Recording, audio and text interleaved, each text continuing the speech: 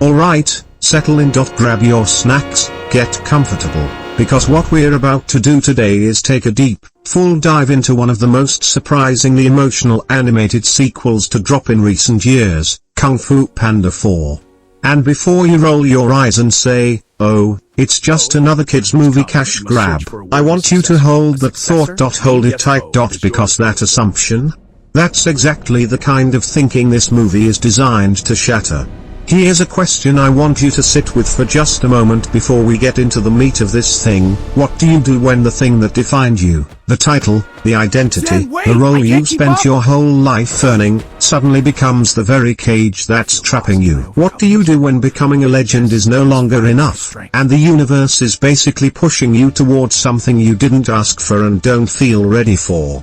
That's not just the question Po the Panda has to wrestle with in this movie. That's a deeply human question. A question that any of us who have ever outgrown a version of ourselves, a job, a relationship, an old identity, has had to face. And Kung Fu Panda 4 apps that question inside a neon-soaked, action-packed, beautifully animated adventure that is genuinely funnier, sharper, and more emotionally resonant than most people gave it credit for when it first hit theaters. Now, I've reviewed all three of the previous films in this franchise. And let me be real with you, when they announced a fourth installment, I was skeptical. The third movie felt like a complete arc.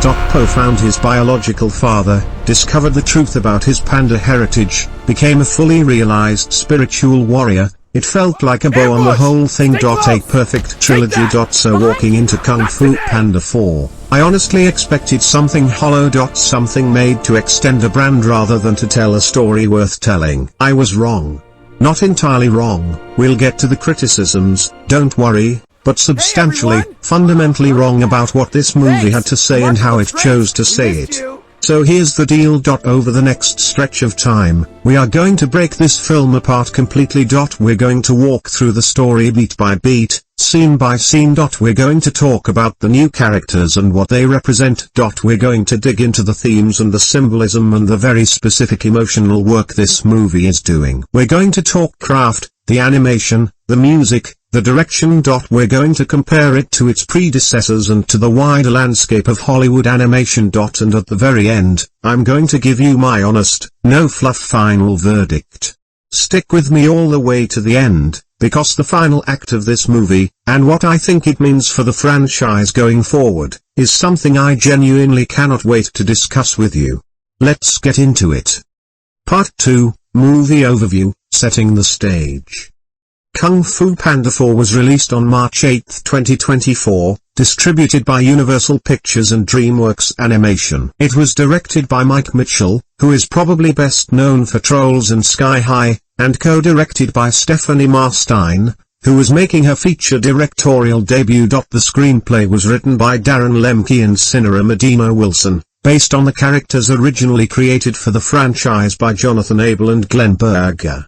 Now, the fact that this wasn't directed by Jennifer Year Nelson or Alessandro Carloni, the people behind films 2 and 3, was one of the early red flags that critics and fans raised. And it's a legitimate concern, because directorial voice matters enormously in animated films, arguably more than in live action. But Mitchell and Stine bring their own energy to the project, one that feels a little lighter, a little more kinetic, and a little more willing to lean into comedy and pop-style visual flair.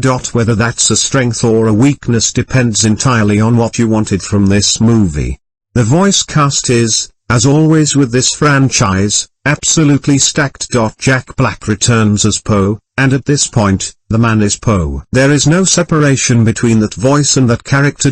He is fully committed, fully present, and brings a warmth and authenticity to the role that no amount of CGI could manufacture on its own. Bryan Cranston is back as Li Shan, Po's biological father. James Hong reprises his role as Mr. Ping, Po's adopted goose father, and the two of them together in this movie deliver some of the most unexpectedly touching moments in the entire franchise.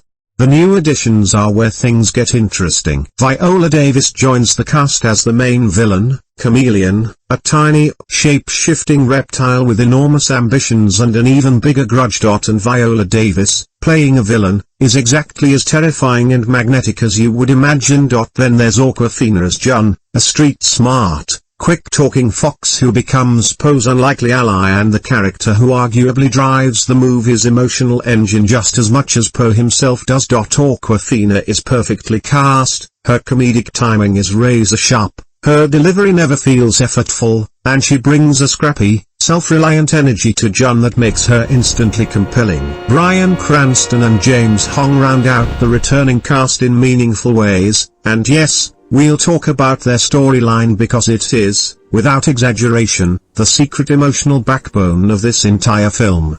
Now, what were audience expectations at release?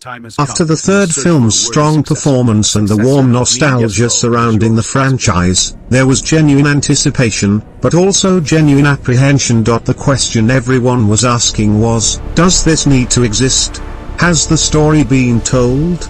The answer the movie gives is, yes, it exists, and here's a new chapter worth telling. Whether it convinces everyone is another matter. But it at least makes the argument. The film grossed over $545 million worldwide at the box office against a production budget estimated around $85 million. By any measure, that's a significant hit. Audiences clearly showed up. And the critical reception, while mixed to positive, generally landed around a 71% on Rotten Tomatoes, not a triumph, but far from a disaster. Okay. Enough context. Let's talk about the actual movie. Part 3, the full story breakdown, scene by scene. The opening, a world in transition. The film opens with that gorgeous, signature hand-drawn animation style that the Kung Fu Panda franchise uses for its prologues and flashback sequences, and it's breathtaking every single time they do it. But this time, rather than an epic mythological origin story, the opening unfolds in a very different register. We're in the spirit realm, that ethereal, luminous dimension that became so central to the third film. And we hear a voice. Master Uwe's voice, warm and ancient and impossibly wise, as always. He's leaving a message of sorts, a cosmic setup for what's coming. The Dragon Warrior's journey, we understand, is entering a new phase. A phase none of the training, none of the combat, none of the scrolls could have prepared him for. Then we slam back into the Valley of Peace. And Poe is chaos. The everyday life of the Dragon Warrior, as we find him at the start of this film, is not what you might imagine. He's beloved, of course. People line up to see him. Kids want his autograph. He's a genuine hero of the valley. But behind the scenes, behind the enormous grin and the legendary reputation, he's kind of a mess. He's late. He's disorganized. He's eating dumplings when he should be meditating. He's Poe, in other words. Perfectly, endearingly, relatably Poe. But something is different. Something is weighing on him in a way that even the dumplings can't fix. And it comes to a head in one of the film's earliest key scenes, a conversation with Shifu. Poe and Shifu, the new mission. Shifu calls Poe to the Jade Palace, and the conversation that follows is one of the best written scenes in the entire film. Shifu, played with his usual crisp authority by Dustin Hoffman, who is just as precise and understated here as he's ever been in this role, informs Poe that it is time for the Dragon Warrior to choose his spiritual successor. Time for Poe to step up, not just as a warrior, but as a spiritual leader. As the teacher. As the one who passes the torch rather than carries it. And Poe's reaction to this is everything. You can see the panic ripple across his face even through the animation, and the animators at DreamWorks are extraordinary at conveying genuine emotion through these characters' expressions. Poe doesn't want to give up being the Dragon Warrior. Not because he's selfish, but because he genuinely doesn't know who he is without that title. That mantle is the thing that gave his life meaning, the thing that transformed him from a dumpling-obsessed noodle shop kid into someone who mattered. And now he's being asked to let it go. This is the thematic thesis of the entire movie, laid out clearly and early. Identity is not the same as purpose. Who we are is not the same as what we do. And learning to release what we've become in order to become what we're meant to be next, that is perhaps the hardest form of Kung Fu anyone can master. But Po doesn't accept this gracefully or immediately. He pushes back. He stalls. He promises Shifu he'll think about it. And then, almost immediately, the universe gives him something very concrete to think about instead. Enter the Chameleon, the villain's introduction.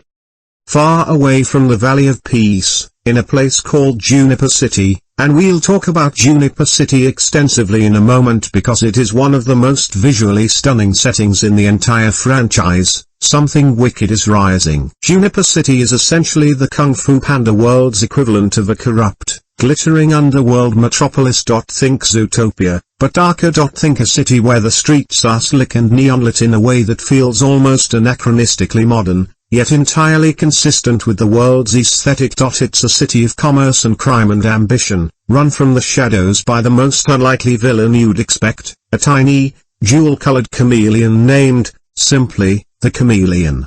And when I say tiny, I mean genuinely small. She fits in the palm of a hand. She's perhaps 6 inches tall at most. And yet Viola Davis makes her feel enormous. The voice performance alone is enough to make you lean forward in your seat. There's a coiled menace in how Davis delivers every line, a sense that every word is considered, measured, and intended to cut. The Chameleon is small in body and vast in ambition, and that contrast is not accidental. It's thematically precise.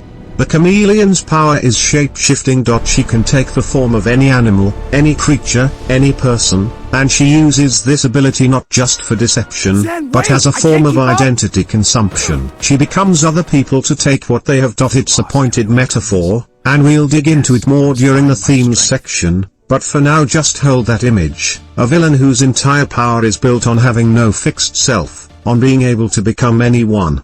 Contrast that with Po, whose entire journey in this movie is about discovering who he is beyond his title. The hero and villain are two sides of the same thematic coin. One is losing a fixed identity and struggling with that loss. The other has never had a fixed identity at all, and weaponizes that emptiness. The Chameleon has a plan. A significant, terrifying plan. She wants to breach the spirit realm. Not just access it, breach it. Pull entities from the spiritual dimension into the physical world. And the reason she wants to do this is deeply personal, in a way the movie eventually reveals with surprising emotional complexity. Zhen, the fox in the city. Po is dispatched, because of course he is, to investigate disturbances tied to the Chameleon's activity. He makes his way to Juniper City, and it's here that he encounters Zhen. Zhen is a fox. A thief. A con artist of considerable skill who lives by her wits and trusts essentially no one. She's fast, clever, and has spent her entire life surviving by taking what she needs and moving before anyone can catch her. She's been in and out of trouble her whole life. She knows the city's underworld like the back of her paw. And when she first encounters Po, she robs him. Immediately and completely. He barely sees her move. The dynamic between Po and Zhen is the beating heart of this movie, and Awkwafina and Jack Black have genuine comedic chemistry that crackles throughout. Their banter is quick and layered. She's dismissive of him, he's earnest and unstoppable in his warmth, and the gap between those two energy signatures produces comedy that actually lands rather than just attempts to. There's a scene where Po is trying to explain to her the philosophical dimensions of Kung Fu while she is actively picking the lock of a prison cell. It's perfectly constructed, funny on the surface, but quietly meaningful underneath, because she's not listening to him and yet the words are sinking in anyway. That's good writing. Their partnership is initially entirely transactional. Zhen knows Juniper City. She knows the Chameleon's network. She can get Po inside. And Po can protect her, or at least provide useful cover. They need each other, they don't necessarily like each other, and they definitely don't trust each other. Does that change? Of course it does. But the film earns that change rather than just assuming it. Into Juniper City, the world expands.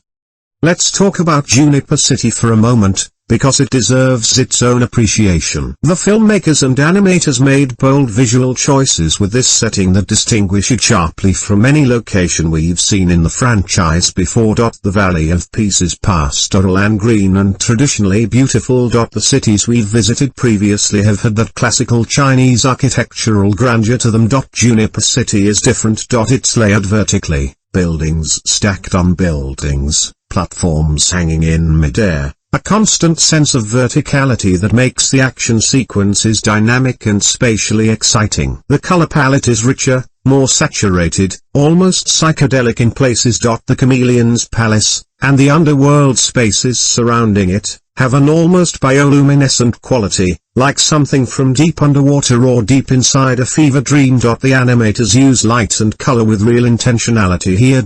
Warm, golden tones for scenes involving family and genuine connection. Cool blues and greens and purples for scenes involving deception, manipulation, the spirit world, and the chameleon's domain. It's gorgeous work, and it's one of the most underappreciated aspects of this film's critical reception.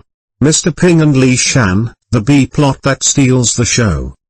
Alright. Now I need to talk about what is, for my money, the single best subplot in the movie. Maybe in the entire franchise. And that's the storyline involving Mr. Ping and Li Shan, Po's two fathers, who, after learning where Po has gone, decide to follow him. Think about what you're working with here, character-wise. Mr. Ping is a goose. A neurotic, loving, hilariously paranoid goose who raised Po from a baby and whose identity is completely wrapped up in being Po's dad. Li Shan is a large, gentle panda who only found out Po was his son in the third film, and has spent the time since then trying to figure out what kind of father he can be to an adult son who already has a dad. The comedy of two very different men, one emotionally suffocating, one emotionally uncertain, trying to navigate their relationship while also blundering through an underworld city is genuinely, repeatedly hilarious. But here's the thing. The comedy is doing emotional work. Because underneath every joke, every bickering argument, every moment of chaos these two create together, there's a real and tender story being told about fathers. About what it means to love a child so much that you'd follow them into danger. About jealousy and generosity. About learning to share someone you love with someone else who loves them just as much. James Hong as Mr. Ping is one of the consistent delights of this entire franchise. He brings so much texture to what could be a purely comedic character. There's a scene late in this movie, I won't spoil exactly what happens, where Mr. Ping has to choose between self-preservation and doing something genuinely brave and selfless for Po, and the way it lands emotionally is devastating in the best possible way. The movie earns that moment completely. You care about Mr. Ping in a way that sneaks up on you. And Bryan Cranston's Li Shan gets something equally moving, a moment where he acknowledges the specific kind of love he's still learning to express, and the specific kind of space he's still learning to take up as a father. It's a beautiful, quiet grace note in a movie that's often very loud and kinetic. Honestly, the Mr. Ping and Li Shan subplot could be its own movie. I'm putting that on the record. The chameleon's true plan, the stakes escalate. Back to the main plot. As Po and Zhen dig deeper into the chameleon's operation, the true scope of her plan becomes clear, and it's genuinely dark for a franchise that has always been willing to go to emotionally complex places but has rarely felt outright threatening. The chameleon is not just pulling random spirits from the spirit realm. She has a specific target. She wants to bring back Kai, the spirit realm villain from Kung Fu Panda 3, and drain him of his chi manipulation power to add to her own. The idea being that if she can steal the chi-based abilities of a powerful spirit, combined with her shape-shifting, she becomes essentially unstoppable. Able to be anyone, wield any power, command any outcome. And here's where the movie does something clever. It uses the established mythology of the franchise rather than just abandoning it. Kai is still out there in the spirit realm. The history of the previous films is real and present. The world has continuity. And the threat of something from that previous chapter of Po's story being weaponized and aimed at the physical world creates genuine dramatic stakes. But there's more. And this is where it gets emotionally complicated. The chameleon also pulls other spirits from the realm. Spirits with connections to Po. And the movie very carefully uses this not just as an action escalation, but as an emotional gut punch, forcing Po to confront figures and memories and pieces of his past in a way that the narrative demands. The sequence in which Po comes face to face with spirits who matter to him, and I'm choosing my words carefully here to avoid front-loading the spoilers, is one of the most emotionally precise sequences in the film. The animation softens slightly in these moments, going a little dreamlike, a little less sharp. The music shifts. And Po, who has been running on adrenaline and charm for most of the film, suddenly has to stop and feel something. Jack Black is extraordinary in these scenes. The way his voice changes, the comedy drops away, and there's just a man processing grief and love and gratitude simultaneously, is a masterclass in voice performance. Zhen's secret, the betrayal turn. Around the midpoint of the film, the rug gets pulled in a way that most viewers, I think, saw coming from the general direction but not from the specific angle. Zhen, it turns out, has been working for the chameleon all along. Her entire encounter with Po was orchestrated. She was sent to find the dragon warrior, build his trust, and bring him to the chameleon's doorstep. And she succeeds. Po walks into a trap. Now, what makes this beat work rather than just being a standard betrayal twist is the way the movie complicates Zhen's motivations immediately. She's not betraying Po because she's evil. She's doing it because the chameleon has leverage over her, because Zhen is afraid, specifically afraid of being locked away again, of losing the fragile freedom she's spent her whole life clawing toward. The chameleon's hold over her is not ideological. It's existential. And that distinction matters enormously. Because the moment the trap is sprung and Po is captured, you can see it in Zhen's face. The doubt, the guilt, the slowly dawning horror of what she's done and what it says about the person she's been allowing herself to be. This is not a character who wanted to hurt Po. This is a character who convinced herself it was survival, and then had to sit with the reality of it. Awkwafina plays this with real restraint. In a movie that often leans into her comedic strengths, and should, because she's genuinely funny, these quieter, more conflicted moments are where you see the performance's depth. Zhen's guilt is internal. She doesn't get a big dramatic scene where she confesses everything and weeps. It comes through in tiny moments, in hesitations, in the way she holds herself differently after the betrayal than she did before it. This is character writing of a legitimately high order. Po's darkest moment, the cave scene. With Po captured, his weapons taken, and the chameleon in control of the operation, we arrive at what I'd call the movie's emotional nadir, its lowest, darkest point. This is where the screenplay forces Po to confront the fear he's been running from since the first scene with Shifu.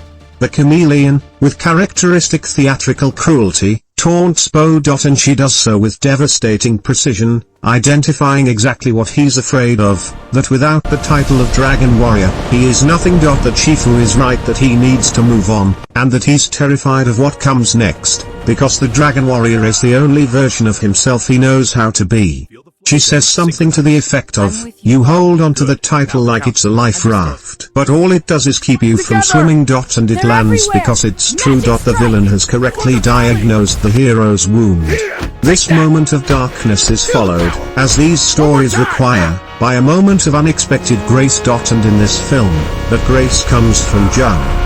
Zhen breaks Po out. Not because she's been suddenly transformed into a hero. Not because she's had a magical change of heart. She does it because she's made a choice, a specific, costly, frightening choice, to be something other than what survival has always demanded of her. To act against her own immediate interest because it's right. Because even someone who's spent their whole life without a fixed moral compass can find one when the moment requires it. And in doing so, she begins her own arc toward the role that the movie's ending makes explicit. Part 4, The Climax and Resolution. The Battle for Juniper City. The third act of Kung Fu Panda 4 is a full-bore action spectacular, and the filmmakers absolutely deliver on the spectacle. The chameleon, now having partially achieved her goal of drawing spirits from the spirit realm and absorbing their power, is genuinely terrifying in a way that small villains rarely manage to be. She shifts forms rapidly during combat, becoming, at various moments, different animals, different warriors, different versions of enemies Po has faced before. It's a visual feast and a thematically pointed one, a villain whose power is the ultimate form of identity theft. The action choreography in this film is, across the board, excellent. The Kung Fu Panda franchise has always been extraordinary at kung fu action. It takes the art form seriously, designs its fights with genuine understanding of martial arts traditions, and stages sequences with spatial clarity and rhythmic precision that makes each fight feel like it has its own internal grammar. The climactic battle maintains that standard while scaling it up considerably. Po fighting through shifting forms of the chameleon, Zhen providing support from the shadows, Mr. Ping and Li Shan contributing in ways that are both comedic and genuinely affecting. The film juggles these threads with confident pacing. Nothing feels wasted. Nothing runs too long. The editing in the climax is tight and propulsive.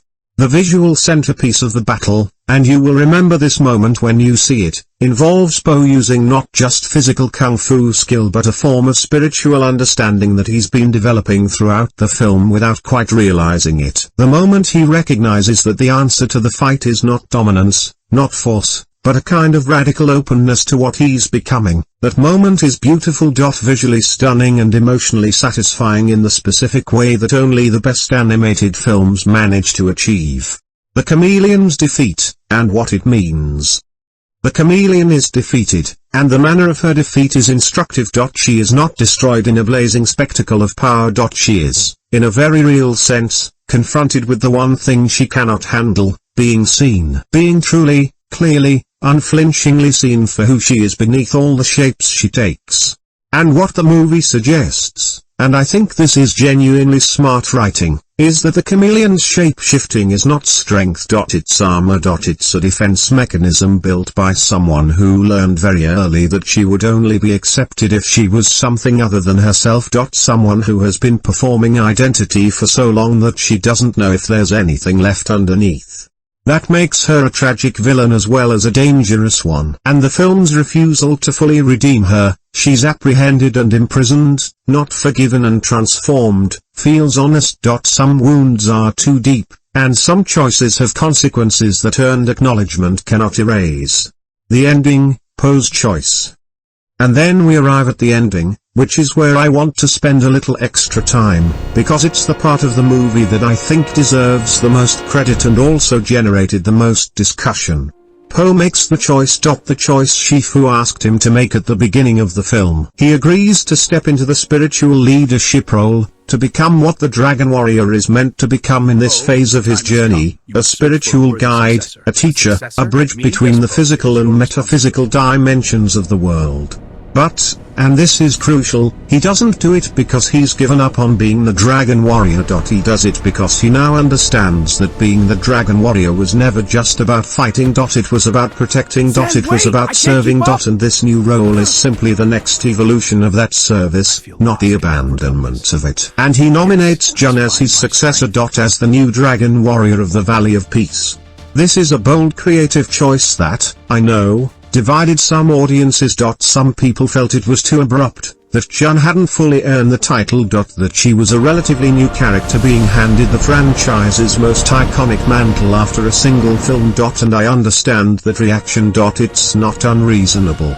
But I'd push back on it, and here's why. Zhen's arc in this movie is the classic Kung Fu Panda arc, a person who doesn't believe they deserve the good things, who has been told all their life that they are not a hero, who has to choose, in the crucible of real stakes, to be better than survival requires. Po went through that arc in the first film. Zhen goes through it in the fourth. And the passing of the title is not just a narrative convenience, it's a thematic completion. Po's journey has always been about discovering that greatness lives in unexpected places and unexpected people.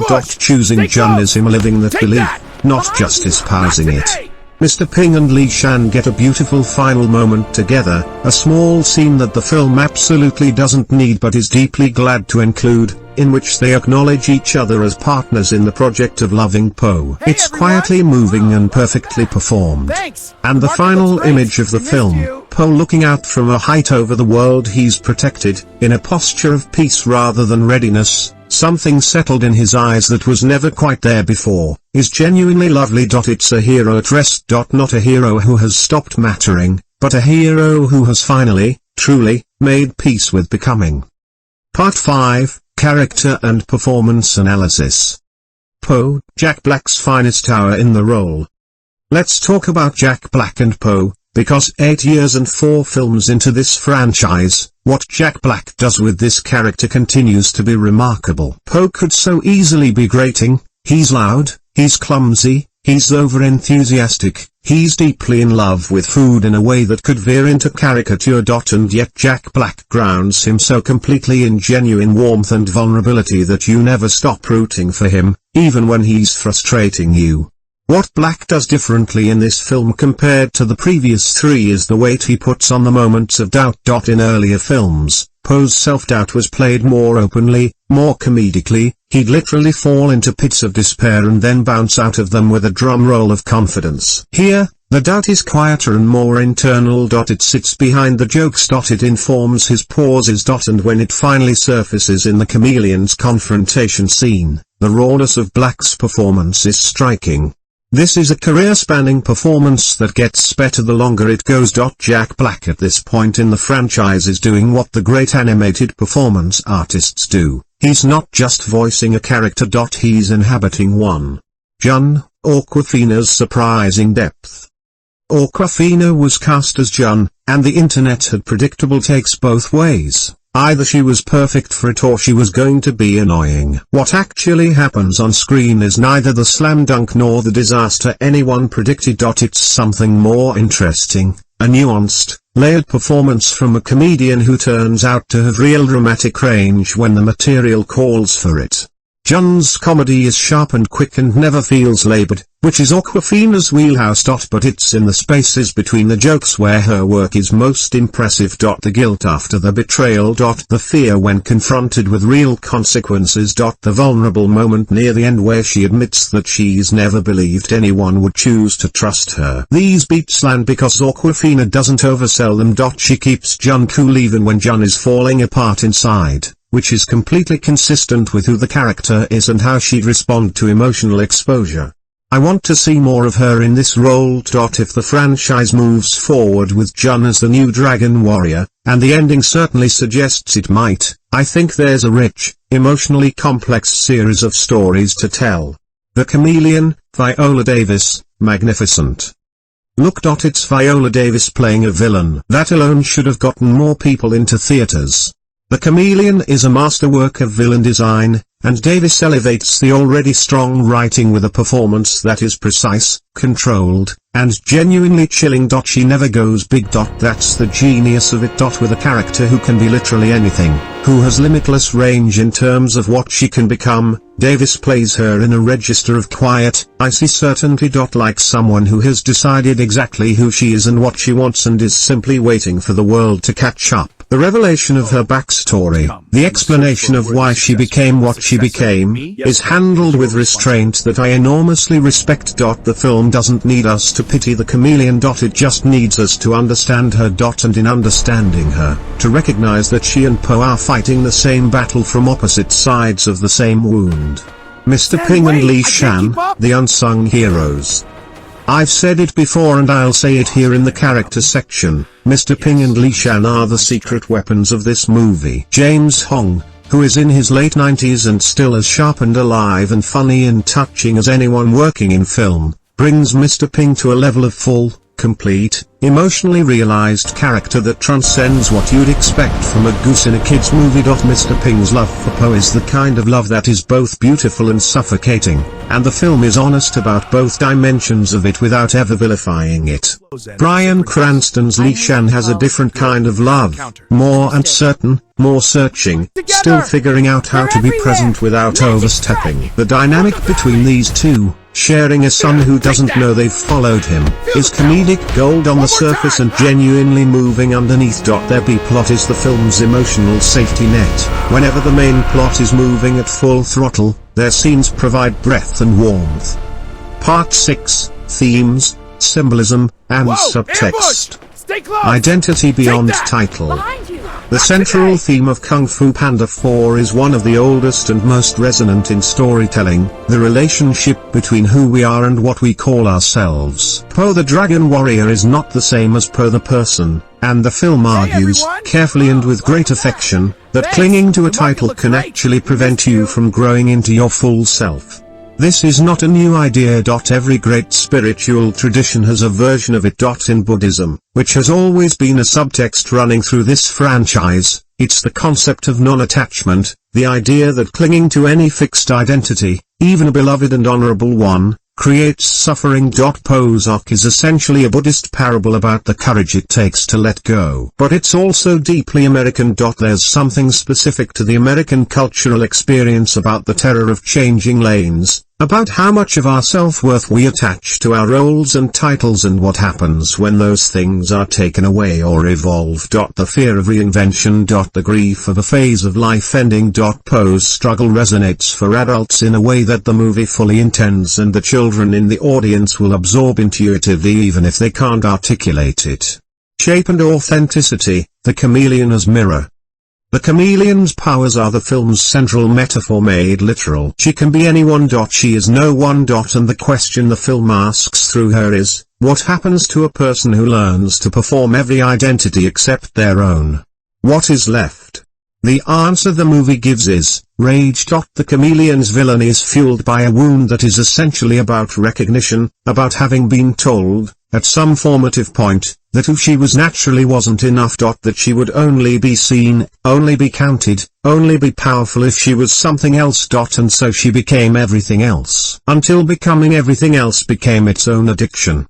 There's a social commentary buried in this. About masks we wear. About code switching. About the performance of identity that marginalized individuals are often required to do just to survive in systems not built for them. The chameleon is an extreme version of something real and culturally legible.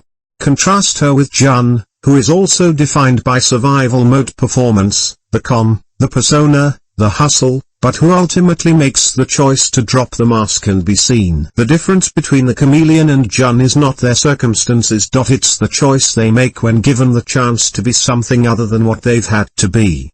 The Two Fathers, Love and its Definitions. The Mr. Ping/Li Shan subplot carries a theme that I think is the most universally resonant in the entire film. The idea that love does not have a single correct form. Mr. Ping loves Po in one way. Li Shan loves him in another.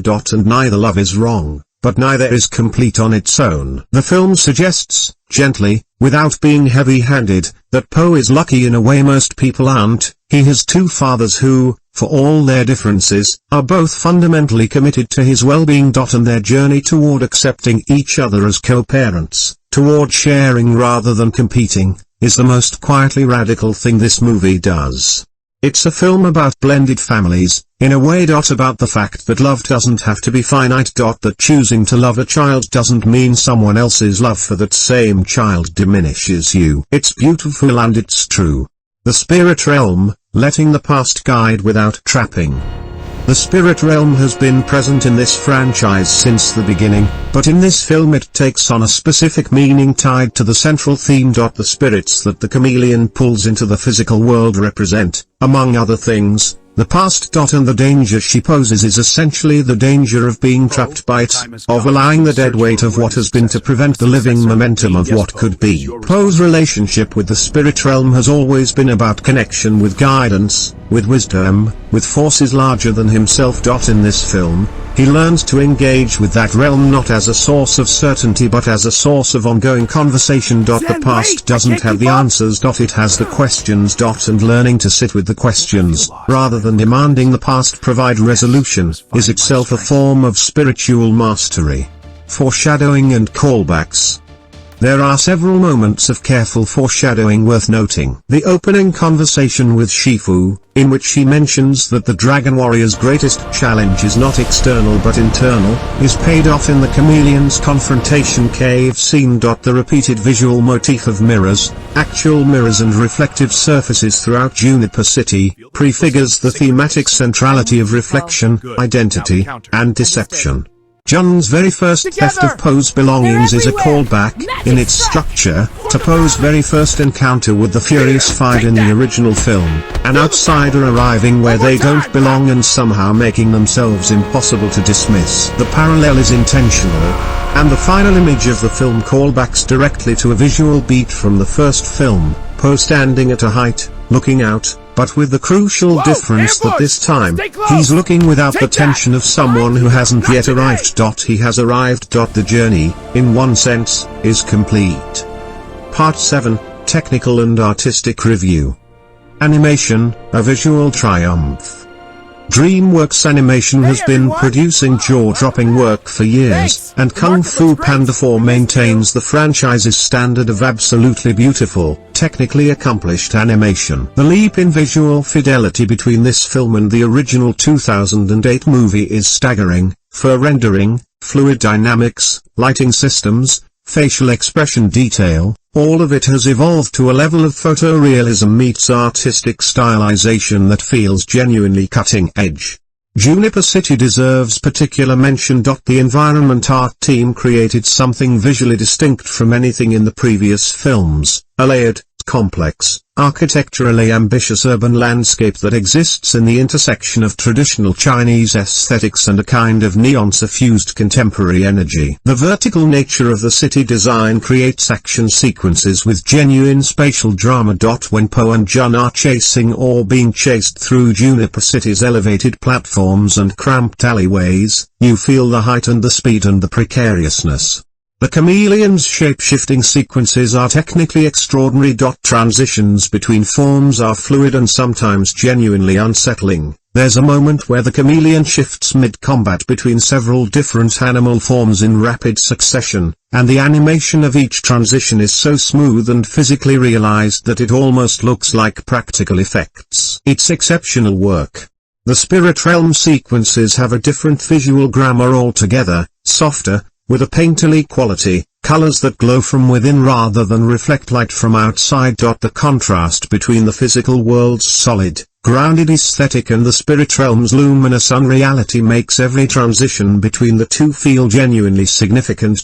You feel the stakes of crossing that boundary. Direction, Mitchell and Stine's choices. Mike Mitchell's directorial approach is noticeably different from the previous film's directors, and this is a point worth discussing with some nuance. The film has a faster, lighter energy than Kung Fu Panda 2 and 3. Jennifer Year Nelson's work, particularly in the second film, had a more operatic gravity to it, a willingness to sit in darkness and wait and let scenes breathe at a slower rhythm. Mitchell's instinct is for momentum. For pace. For keeping things moving. This serves the film well in many places. The action sequences are tightly choreographed and exhilaratingly cut. The comedy lands because the timing is sharp and nothing is held too long. But occasionally you feel the loss of that willingness to simply stop and be still. Some of the film's most powerful emotional moments get just slightly less time than they deserve. They're allowed to land, but not to resonate fully before the next beat begins. That said, Mitchell and Stine make confident, distinct creative choices that feel intentional rather than lazy. Juniper City as a setting was a deliberate creative risk. It would have been much safer to stay in the established visual vocabulary of the franchise, and it pays off. The decision to give Mr. Ping and Li Shan an equal share of the film's emotional weight, rather than relegating them to brief cameos, was a wise one that enriches the whole project. Hans Zimmer, the score. Hans Zimmer, who has been scoring this franchise since the beginning, returns here and delivers work that is entirely consistent with his extraordinary contributions to the series. The Kung Fu Panda scores have always been one of Hollywood animation's finest musical achievements. Zimmer, working with co-composers including Steve Mazzaro for this installment, creates music that is simultaneously epic and intimate, playful and profound. The main theme's variations throughout the film are beautifully deployed. You hear fragments of it in moments of doubt and full swells of it in moments of triumph, and the relationship between the theme and its development mirrors Poe's emotional arc perfectly. For the Juniper City sequences, the score incorporates new tonal colors, more percussive, more urban-influenced, more propulsive, while maintaining the franchise's Eastern-influenced musical language. The Spirit Realm cues are perhaps the score's finest moments, hushed, shimmering, using space and silence as instruments as much as melody and rhythm. These are sequences where the music is not underscoring the action but is the action, guiding the emotional experience entirely. Sound design. The sound design team does exceptional work throughout, particularly in the combat sequences. The Kung Fu strikes have a physical quality, a weight and impact, that is deeply satisfying. The Chameleon's transformation sounds are creatively designed to be slightly unsettling, wet and organic in a way that reinforces the uncanniness of her power. The soundscape of Juniper City itself, the ambient noise of a busy, layered city, creates a sense of genuine place rather than simply visual backdrop. Part 8, Critical Review and Comparisons. Where the film succeeds. Let me start with the positives, because there are many and they're substantial. Kung Fu Panda 4 succeeds, primarily, at the thing that is hardest to do in a franchise sequel. It makes an argument for its own existence. It does not simply repeat the emotional beats of the previous films or lean entirely on nostalgia. It introduces genuinely compelling new characters, advances the thematic conversation the franchise has been having since 2008, and uses its story to explore ideas that are both original to this film and consistent with the series' philosophical DNA. Zhen is a legitimately great new character. The Chameleon is one of the franchise's better villains, not quite at the level of Tai Lung in terms of personal connection to the hero, but more conceptually interesting than Kai. Viola Davis is extraordinary. Awkwafina is better than expected. The animation is gorgeous. The Juniper City design is inspired. The Mr. Ping/Li Shan subplot is the emotional highlight of the film. The central theme is handled with intelligence and care. The comedy works. The action works. The heart works. That's most of the job right there. Where the film falls short. Now the criticisms. And I'll be direct, because that's what you came here for. The first issue is pacing in the middle act. There's a stretch roughly between the 30-minute and 60-minute marks where the film is doing a lot of setup, establishing Juniper City, establishing the Chameleon's plan, establishing Zhen's motivations and background, and the pace sags slightly. Not catastrophically, but enough to notice. Some scenes feel truncated, like they ran up against a runtime ceiling and had to be cut rather than fully played out. The film is 94 minutes long, which is on the shorter side for this franchise, and there are moments where you can feel the tightness.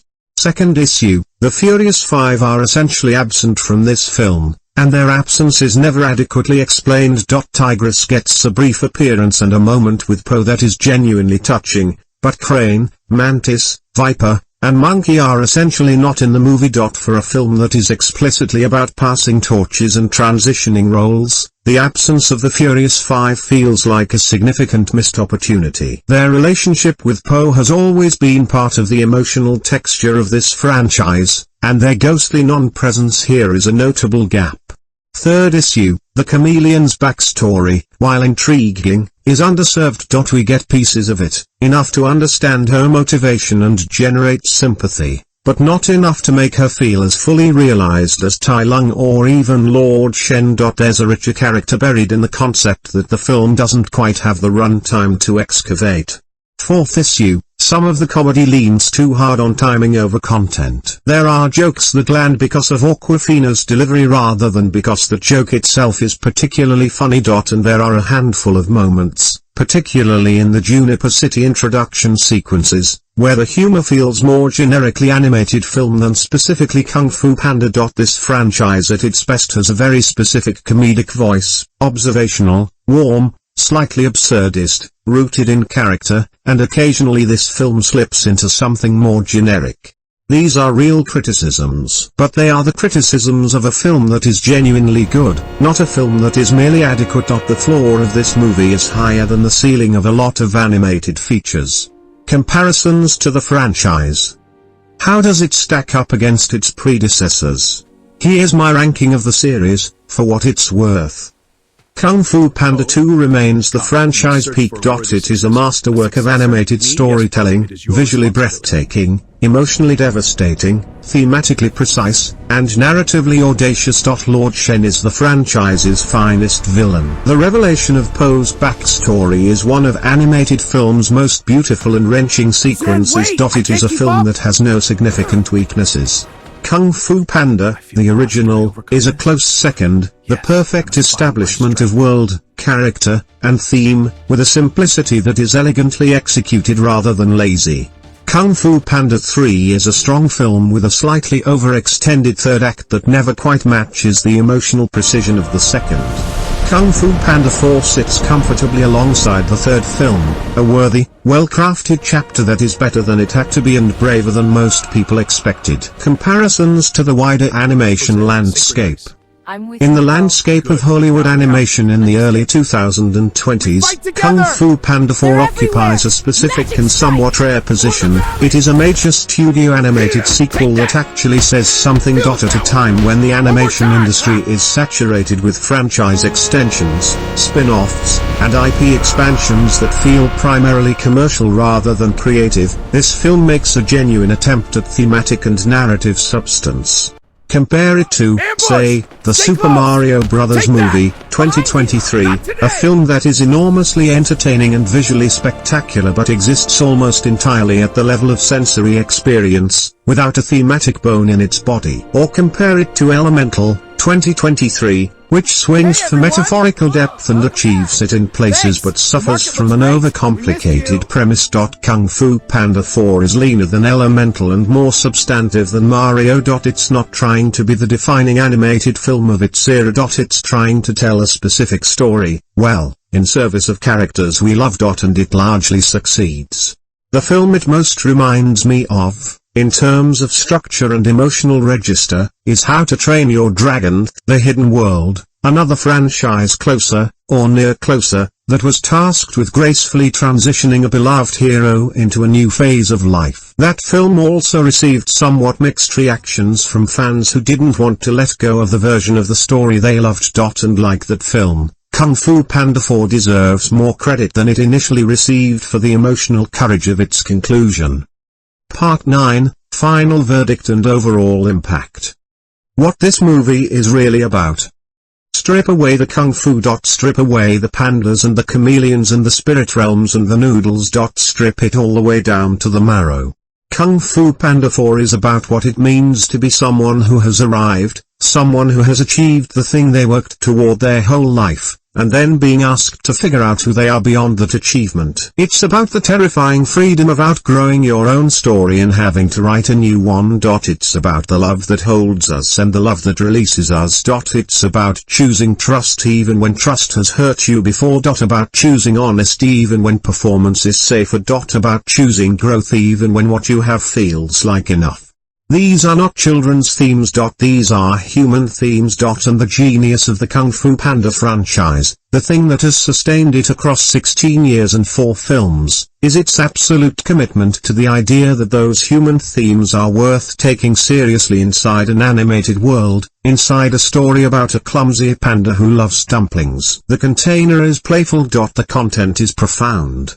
Kung Fu Panda 4 is not the franchise's best film. But it is a worthy and often genuinely moving chapter in one of Hollywood animation's most consistently ambitious series. It treats its audience with intelligence and respect. It earns its tears and its laughs in equal measure. It takes creative risks that pay off more often than they don't. And it sets up a future for this world that feels genuine genuinely exciting rather than merely commercially motivated. Who is this movie for? This movie is for anyone who loved the previous films and is willing to follow the story where it needs to go. It's for parents who've seen the original in theaters and are now watching with their kids, getting hit unexpectedly by the Mr. Ping scenes because they now understand what it means to love a child and fear losing them. It's for teenagers who recognize themselves in Zhen, that scrappy, defensive, self-reliant energy hiding a fear of being seen. It's for anyone who has ever outgrown a version of themselves and had to grieve that transition while also celebrating what comes next. And yes, it's for kids. Absolutely and joyfully for kids. But it respects them enough to give them something real to feel, not just something bright to look at. Final rating. Alright. The number. Where do I land? I'm giving Kung Fu Panda 4 a 7.8 out of 10. It's a genuinely good film. Not a great one. Not the best in its franchise. But a film that does the hard work of storytelling with care and craft and genuine emotional ambition. The performance from Viola Davis alone is worth the price of admission. The Juniper City animation is stunning. The Mr. Ping and Li Shan subplot is some of the franchise's finest character work. The central theme is handled with more intelligence than the film gets credit for.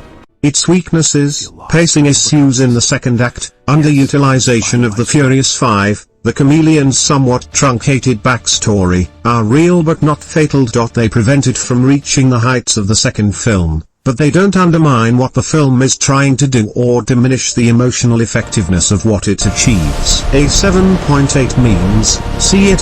See it in theaters if you can. See it with your family. Let yourself be surprised by how much it has to say. And when Mr. Ping does the thing near the end, you'll know the moment when you see it. Let yourself feel it. Don't fight it. The movie has earned it. Closing words. Here's the thing I keep coming back to when I think about Kung Fu Panda 4. The franchise could have kept going the way it was going indefinitely. Po could have kept being the Dragon Warrior, fighting new villains, learning new lessons that were variations on lessons he'd already learned, and audiences would have kept showing up. It would have been fine. Safe. Profitable.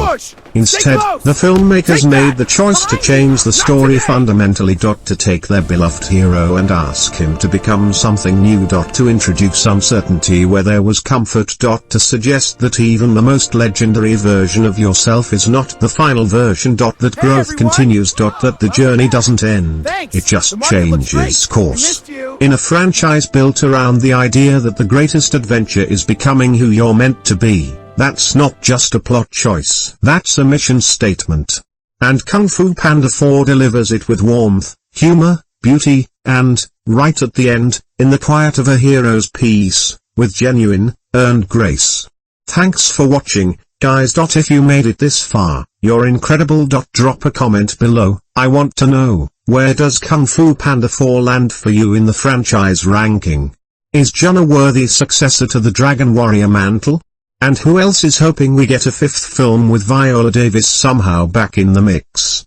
Hit that subscribe button, hit the like if this was worth your time, and I'll see you in the next one. Stay curious. Stay cinematic. Peace.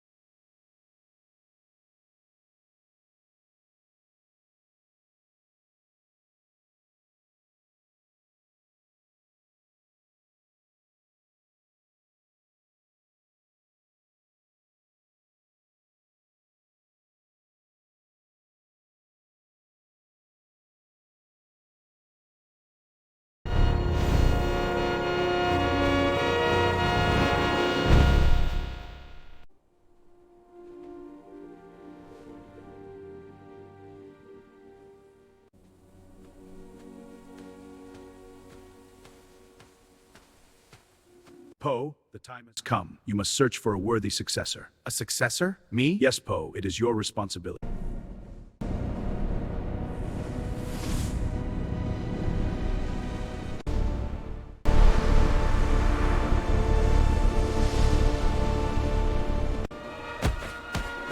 Zhen, wait! I can't keep up! I feel lost. Can I overcome this? Yes, I must find my strength.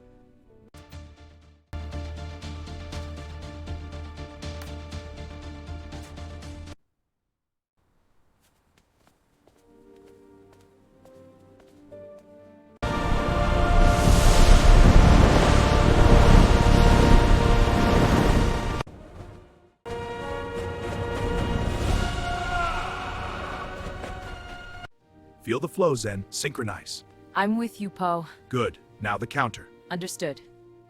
We fight together! They're everywhere! Magic strike! For the valley! Take that! Feel the power! One more time! Ha!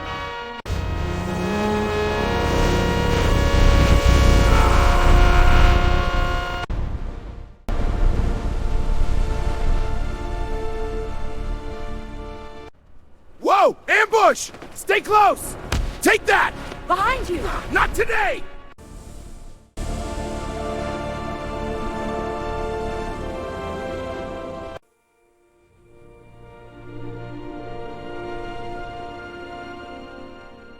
Hey everyone! Whoa, welcome back! Thanks! The market looks great! We missed you!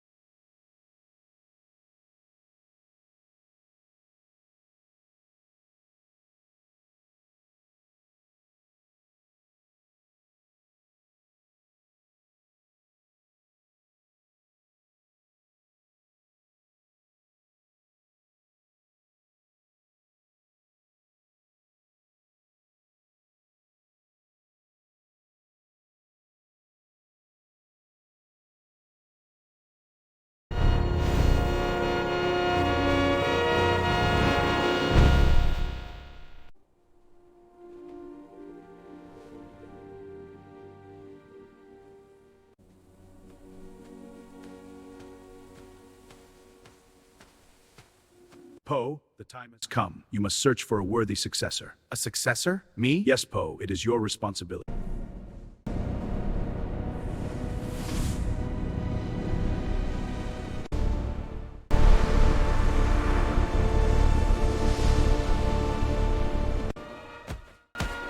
Zhen, wait! I can't keep up!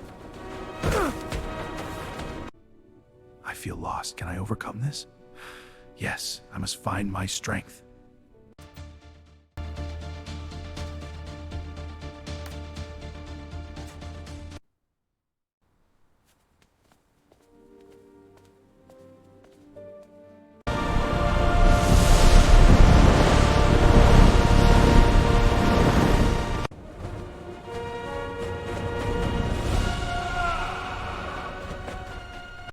Feel the flow, Zhen. Synchronize. I'm with you, Po. Good. Now the counter. Understood. We fight together! They're everywhere! Magic strike! For the valley! Here! Take that! Feel the power! One more time! Ha!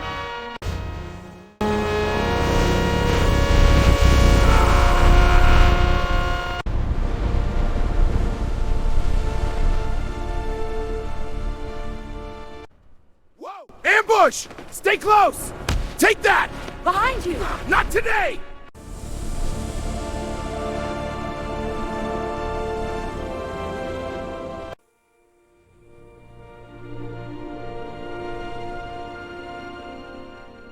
Hey, everyone! Whoa, welcome back! Thanks! The market looks great! We missed you!